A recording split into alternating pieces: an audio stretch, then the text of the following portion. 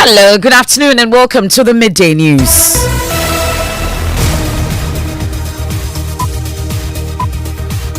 We're live on Joy 99.7 FM here in Accra and Kumasi on Love 99.5 FM affiliates across Ghana's 16 regions. We are on Gangai FM in Jirapa, Kaliawo FM in Akachi, KTU Radio in Koforidua. We're on Radio Max in Takrade, live on X Spaces on Facebook, myjoyonline.com. The Midday News is sponsored by Petrol Sol, your clean fuel in full quantity. Petrol Sol is always a delightful experience. Also brought to you by Duo Plus Ghana Limited, producers of quality PVC and HDPE pipes and water tank. We are the only water storage tank with a level indicator. Where Dura Plus goes, water always flows. This afternoon, former President John Mahama accuses President Akufo-Addo of discarding his 40-year development plan and replacing it with a Ghana Beyond Aid that has turned Ghana into a nation that begs. The 24-hour economy may have finally resonated with Ghanaians. It may be classified as an idea whose time has come due to Ghana's self-inflicted economic crisis today. We have details as some CEOs endorse his 24-hour economic policy as the game changer for the country's economic woes. 24-hour economy is going to bring us jobs because it happens in other European countries. I believe in it totally. Any businessman will want to connect to that vision. Is that the magic wand for the country? We'll hear from an economist on this. Residents of Ofurikrom in the Ashanti region hit the streets of a bad road network and economic hardship. And we are prompting them to do our roads for us. If they do or if they don't do, we are going to sack them from government coming 2024. And in the central region, chiefs and residents of Senya Breku have clashed with the military deployed there ahead of the commissioning of a housing project by the Defense and Interior Ministers, as they say the lands for the project were not properly acquired. Obianu obechimbo wasase so na asase we ye nananum omde omumaja na beje ye enti se me so me de gia me yemfunso bia. We're live in the area. Also, two heads of senior high schools asked to step aside for allegedly charging unapproved fees or selling to students as part of the SHS1 admission process. Ghana, they were paying or buying ceremonial process 200 cedis, track shoes 250. And so once you get on campus, you need to buy these items. We have details as the investigations get underway. We have sports. It's that time of the season again where the two heavyweights, Hearts of Oak and Asante Kotoko, collide for 3 points and for bragging rights. And we are in the festive season already and people have started Christmas shopping. But are you willing to pay dollar equivalent for the items while earning in cedis? I don't know why I will go and shop at any of these places when I know my salary cannot. People are quoting dollars as bright price, especially as bloggers are coming in. That's and more in this afternoon's edition of the Midday News. I am Emefa Apawu, and this is your home of independent, fearless, and credible journalism. Please do stay on for details.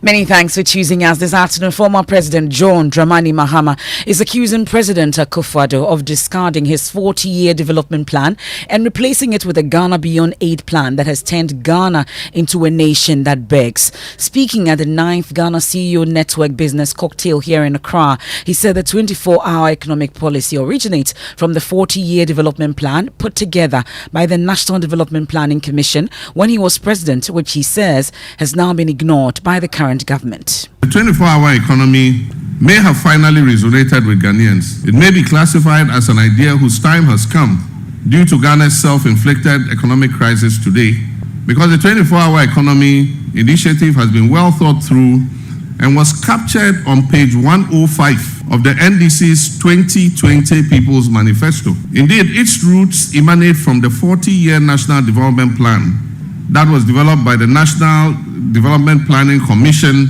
which was put together when I was president of this country. Unfortunately, the present government discarded the 40-year development plan and replaced it with a Ghana Beyond Aid plan that has rather turned Ghana into a beggar nation. Stripped to the essentials, ladies and gentlemen, the 24-hour policy will be anchored as an economy that runs around the clock with a 3-shift work schedule in many sectors. The intent is to transform Ghana into first a self-sufficient and then an export-led economy.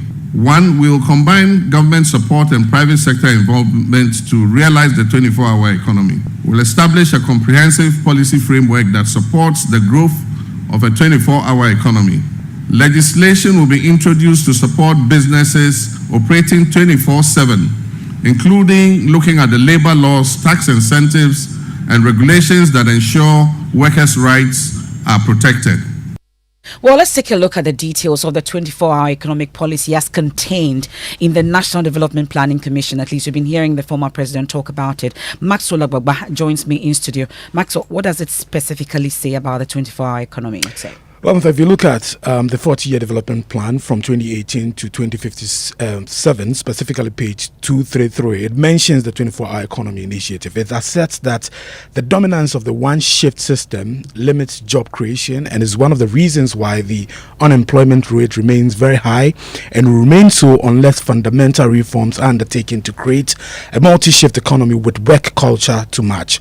It says a conventional three-shift system will result in 3 8-hour shifts for a total of 24 hours, while an innovative 4-shift system will create 4 to 6 hour shifts for the same number of hours. Both systems imply increased labor productivity and a corresponding increase in labor compensation, Emefa. And this, you say, is on page 233 of the 2018 National Development Planning Commission's 40-year development plan. Exactly, Emefa. Okay, thank you very much, Maxwell. And there's more on that on myjoyonline.com. I'll bring in economist Professor Peter Quartey shortly, but some CEOs at the event where the former president spoke lauded the initiative and said it could lift the country from its current economic situation. I think it's a brilliant idea. What actually is happening with the economy needs a certain idea that will revive it.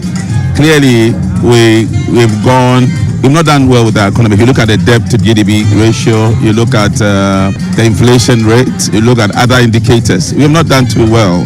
So we need a certain model that's going to revive the economy. And I think that 24-hour economy is going to bring us jobs. We just need to fine-tune, dot our I's and cross our T's. A lot of more thinking has to go into it because it happens in other European countries. I believe in it totally. Any businessman will want to connect to that vision. The reason is we have a lot of time that is wasted. We have a lot of labor that is wasted. And so if we could connect to the time that has been made available to us, remember that time is perishable.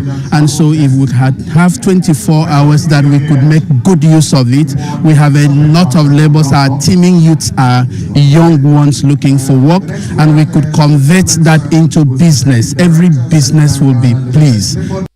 Some CEOs there. Now, joining us is an economist and director of ISE at the University of Ghana, Professor Peter Quartey. Thank you so much for your time. You were there yesterday, and from the perspective of an economist, what do you make of former President Mahama's claim that the Ghana Beyond Aid agenda has turned Ghana into a nation that begs, and that would have been better off if with the 40-year development plan, which he says has been discarded? Well, good afternoon to you and to your defending listeners. I think the point you raised about the development plan is one of the challenges of our country. Every government comes and throws away an existing development plan. I recall there was a 7-year development plan that J. Emefa championed.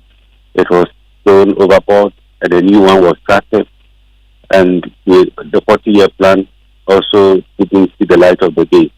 I must say, in all these development plans, ISA and my good self have played a very active role. So it's quite disappointing that we keep doing this to ourselves, to our nation, without a long-term vision.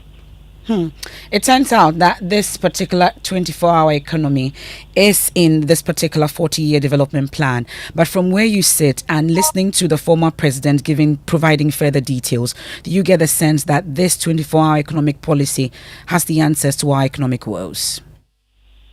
It could solve our problems. It's a proposal. It's a policy proposal. I think what we need is a detailed implementation plan, a document that is going to cover it. But I must say that in some sectors, it's already happening, except that not on the scale as you find in the UK, US, etc. If you go to the health sector, you go to the police, you go to some industry, textile industry, transport. They operate a 24-hour economy. The chop bar operators around Sheffield and many other places are doing sales. But if we want to scale it up to all other sectors, then we need to develop a legal framework. I think the former president mentioned that there is a need for a legal framework that has to be developed. Our infrastructure would also have to develop to support this. Our road network, our transportation system. If somebody has to work and close early or go to work late, do you have a transportation system that will do that? Do you have security? At night, we know how our streets are not lit. Are people prepared to work? We need to work on that. And then the market for the product. If we develop or we produce more, given our high cost of doing business, would we be able to sell or export? What should we do? I think we need to work on all of that. Energy supply. Mm-hmm. Batteries will require constant flow or supply of energy. That also, whether our supply would meet demand, if we could double or quadruple our consumption of energy in order to run a 24-hour economy. Okay. Well, the debate is just about starting and it will get intensified. Professor Peter Quartey, we are grateful for your time. That's an economist and director at the University of Ghana, Professor Peter Quartey there. Now, let's head to the Ashanti region. Every citizen may have the feel of the country, but this is the case that we voted for Apawu and Bawumia government, and they are not doing anything for the citizens. Now, these are residents of Apiedu, Apemso, and Enima and Kokobeng in the Oforikro municipality of the Ashanti region. They've been demonstrating today against bad roads in the area and what they describe as bad leadership of government. They are particularly angry about the delay in completion of major road networks in the area, which they say has turned into death traps. The protesting residents say access to healthcare, especially for pregnant women, is impeded by the poor nature of their roads. It's a crime for we the citizen to vote for a leader. No. So if it is not a crime, why are they refusing to do our road for us? Listen, there was a time a woman who was pregnant. He was passing by the Oforikrom road. You see the deplorable road. Because of the deplorable road, he gets miscarriage about his pregnancy, and it's very pathetic to see all these things. As at yesterday, they were having 365 days, but now they're having 364 days to leave office, and we are prompting them to do our roads for us. If they do or if they don't do, we are going to sack them from government coming 2024.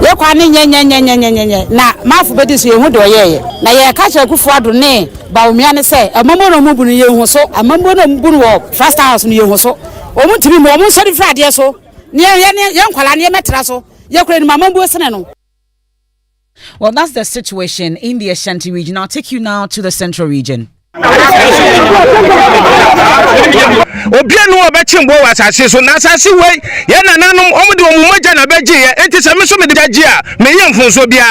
And these are chiefs and residents of Senya Breku in the Central region. They've clashed with some military team deployed to the community ahead of a project commissioning by the Interior and Defense Ministers. The chiefs say the land belongs to Senya Breku and not Gomoa Fete, from whom the military high command bought the lands. Police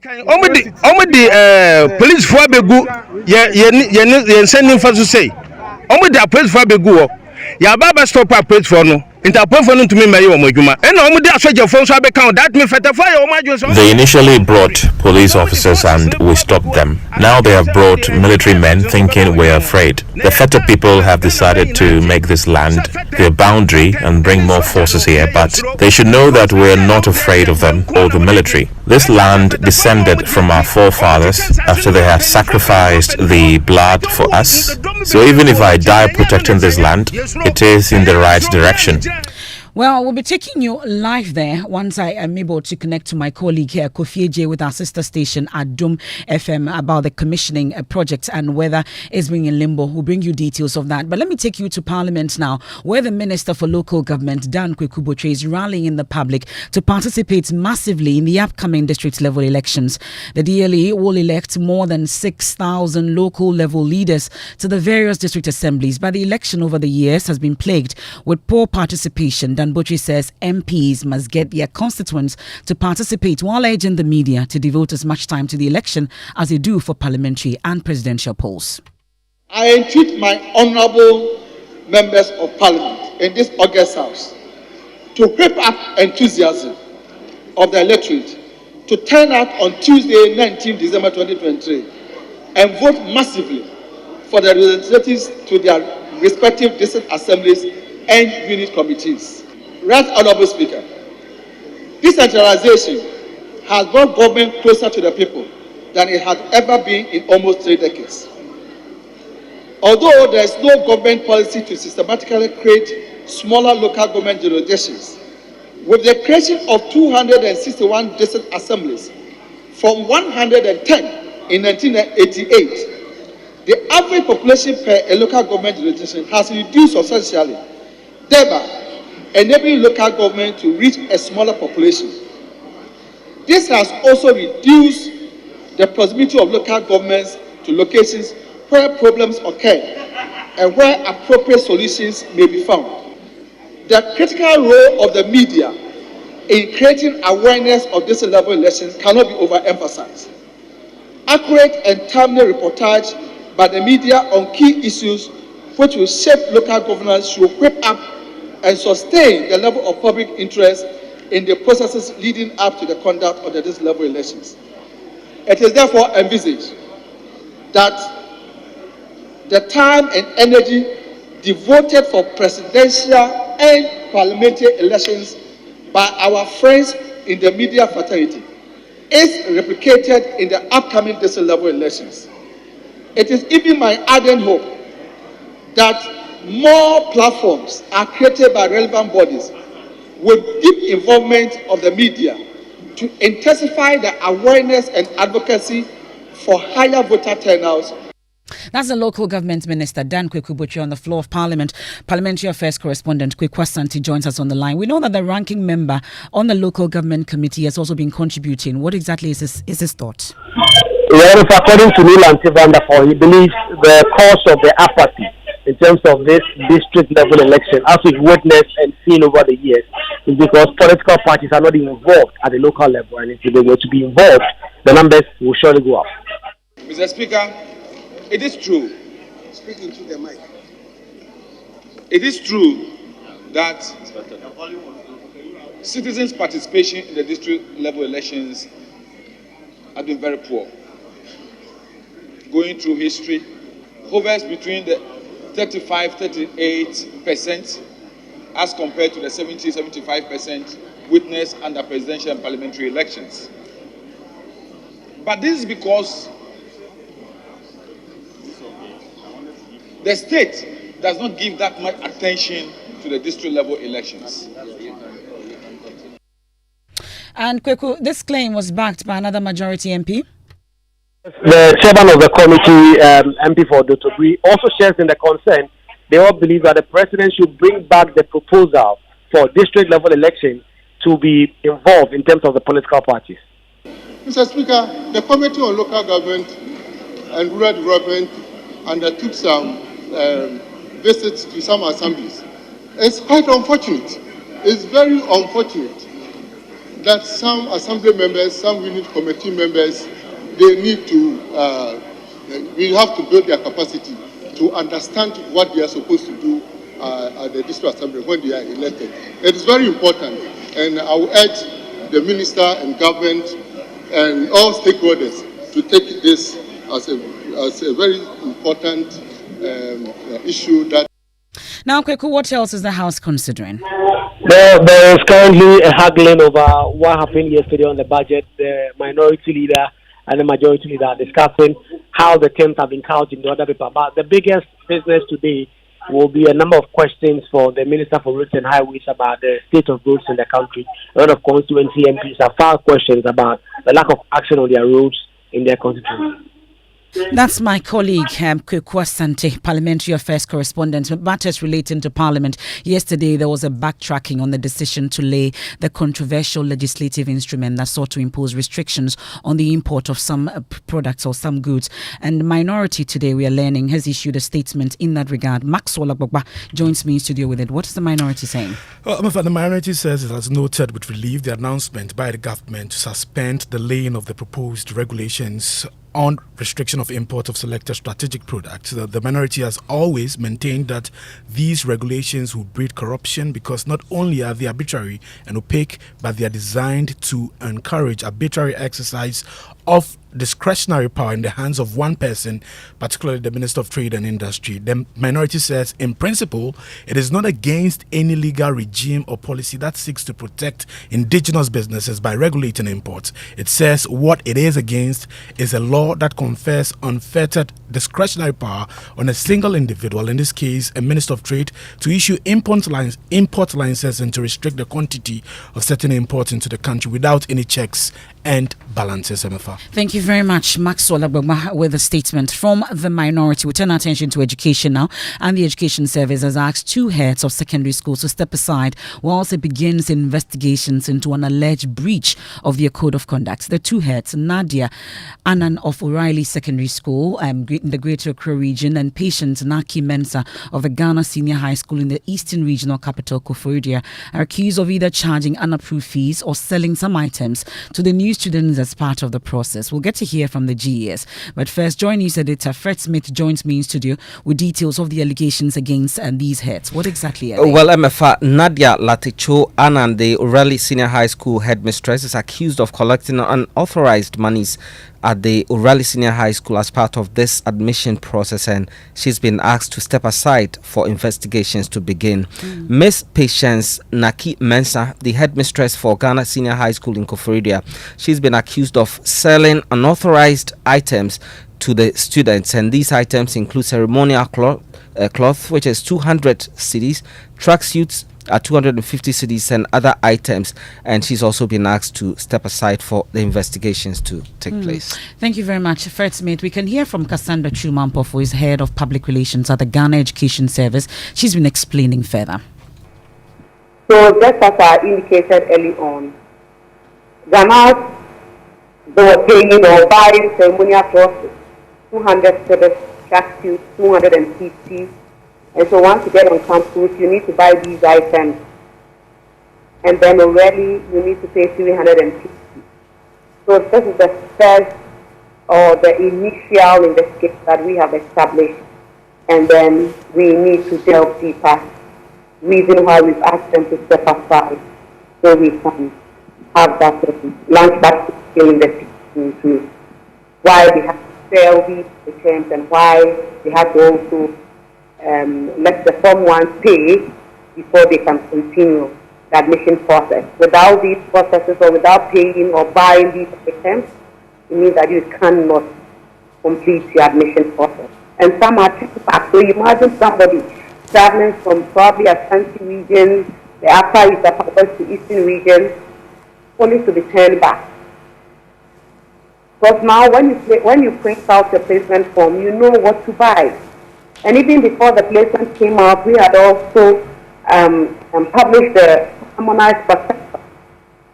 And so they have already prepared, knowing that they will ask them on the prospectus to buy checks.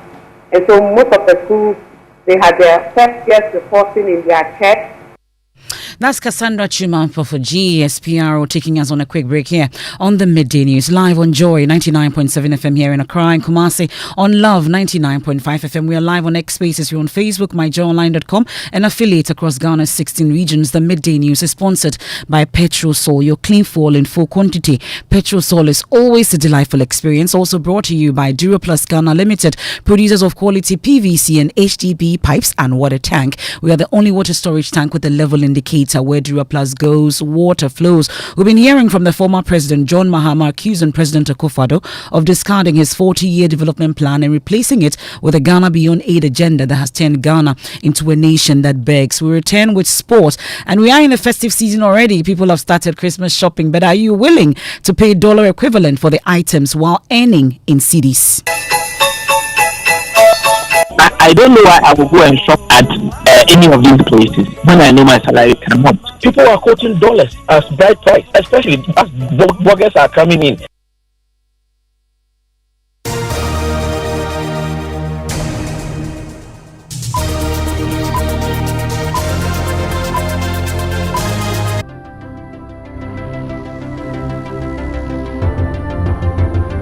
When budgets are tight and money difficult to come by. You want to be sure you get the best value for your money. These are not times to be spending money fixing expensive engine problems because of cheap fuel and lubricants. Drive to a petrol source station today and buy your quality fuel and lubricants, and rest assured of fuel that lasts long and lubricants that prevent expensive engine problems. Hear the sound. Petrosol, clean fuel in full quantity.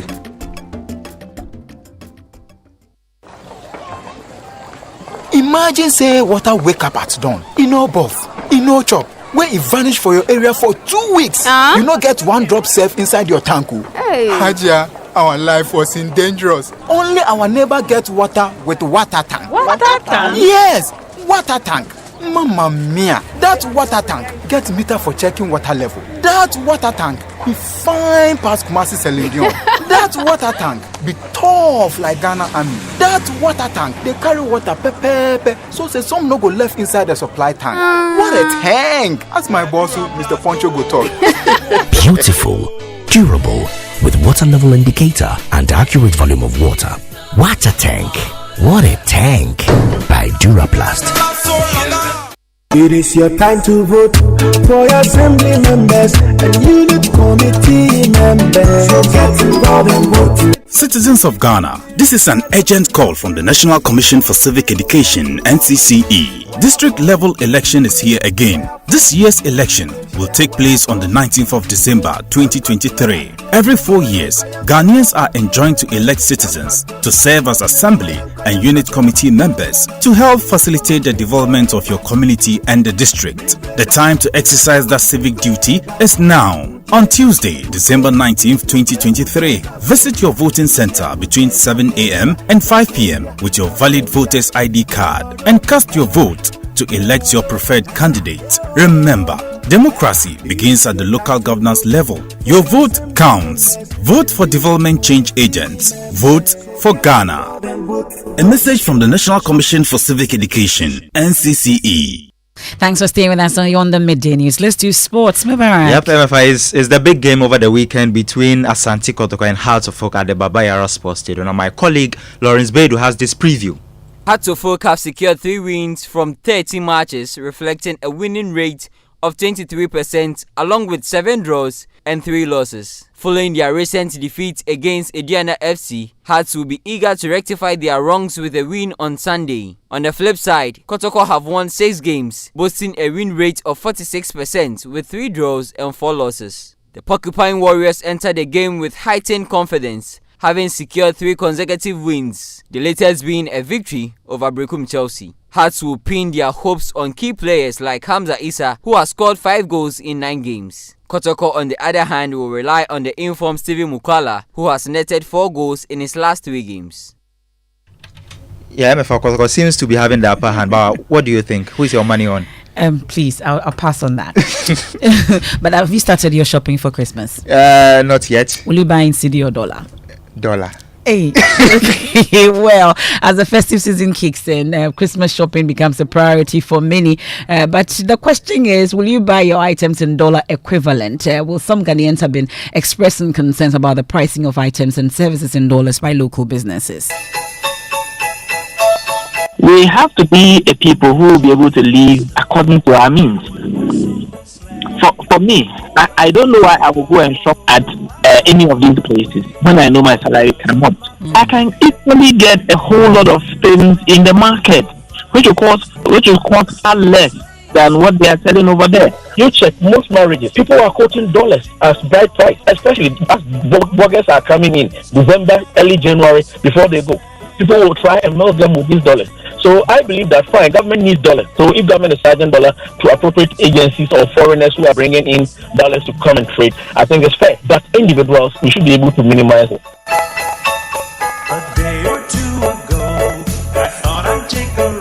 Well, in the mood of the festive season, we are getting ready also for the Guinness World Record. Is the Singathon, a Ghanaian journalist, Ifua Asantewa Eduenom, is hoping to clinch that world record for Ghana, and she's kickstarting that on December 24. Jacqueline and Sumayebwa has more.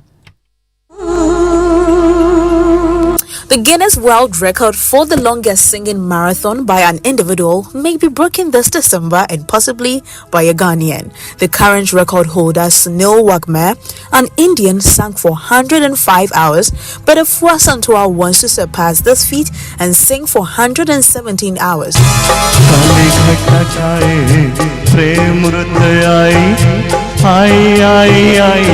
Afua Santua Aduonum sent in an application for the challenge and has been approved by the board of the Guinness World Record. In an interview on Hit FM, Afua Santua has been explaining what the challenge will mean for her. But it's 5 minutes break after each hour. But what's your motivation? You know, we've been talking about how to promote Ghanaian music, and the debate and the battles goes back and forth. I thought it wise that we could equally do same using the same platform to push Ghanaian music.